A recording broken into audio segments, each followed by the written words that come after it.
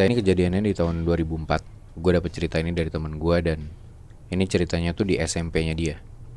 Di saat itu 2004. Ada seorang satpam yang kerja di SMP itu di daerah Jakarta Selatan. Gue nggak bisa sebut SMP-nya di mana. Oke. Posnya dia itu di bagian depan sekolah, ya udah pastilah ya. Dan nama satpamnya ini Rinto. Dia tuh umurnya 26-27an lah. Emang satpam baru yang masih muda juga. Dan selain Rinto sebagai satpam sekolah, ada juga satu orang lagi nih. Umurnya hampir 30-an. Namanya Dadang. Nah, Dadang ini adalah salah satu penjaga sekolah. Dia kayak cleaning service gitu loh. Kebayang gak sih lo kalau misalkan di sekolah lo tuh dulu kayak ada penjaga sekolah yang emang tinggal di situ. Ya. Nah, si Dadang ini rumah atau kamarnya itu letaknya tuh di bagian sudut kiri belakang sekolah. Jadi ini layout sekolahnya ya, biar gampang lo bisa bayangin.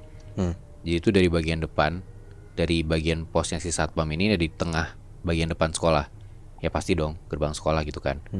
Lo masuk ke dalam sekolahnya, terus lo ke kanan, ke ujung, ke belakang, lewat sisi kanan sekolah. Itu tuh di belakang sekolah ada pohon bambu gitu Muy. Nah, sepanjang dari kanan ke kiri bagian belakang sekolah.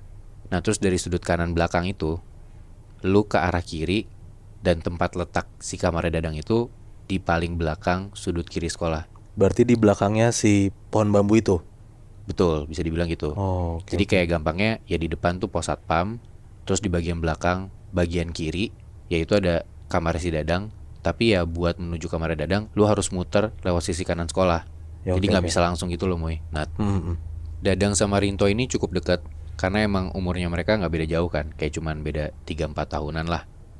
Jadi Rinto sebagai satpam yang baru tuh kalau misalkan mau makan siang atau dia bosen, dia tuh sering mainnya ke tempatnya si Dadang ini, ke kamarnya dia, buat kayak makan, nongkrong-nongkrong gitu.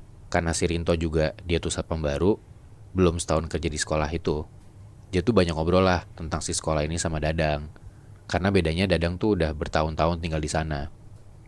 Nah di saat itu sekolah tuh lagi ada renovasi Muy. Nah jadi banyak kuli. Gak nginep sih karena gak dibolehin. Jadi bedengnya tuh deket sekolah itu, di samping tapi di luar area sekolah. Lo tau bedeng gak sih? Tahu. Kayak tempat buat tinggal sementara kuli-kuli gitu loh. Karena ya anak-anak SMP kan gak nyaman kalau misalkan ada bedeng atau rumah kuli itu di dalam area sekolahnya. Nah di suatu malam Rinto tuh mau nginep di sekolah. Ya otomatis tidurnya sama Dadang dong, di kamarnya Dadang di bagian belakang sekolah itu. Singkat cerita, hari udah malam, dan setelah udah ngerokok-ngerokok depan sekolah, mereka masuklah ke dalam sekolah. Itu sekitar jam 10-an malam. Masuk ke area sekolah, sama tuh kayak yang gue bilang tadi. Dari pos bagian depan, mereka ke ujung kanan dulu, lurus, terus ke belakang, lewat sisi kanan, sampai ke ujung, baru tuh belok kiri, ngelewatin pohon-pohon bambu yang gue bilang tadi.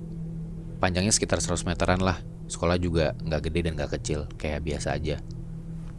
Mereka nyusurin tuh pohon-pohon bambu itu, yang mana di dekat bagian pohon-pohon bambu itu juga emang lagi direnov buat bikin ruangan baru.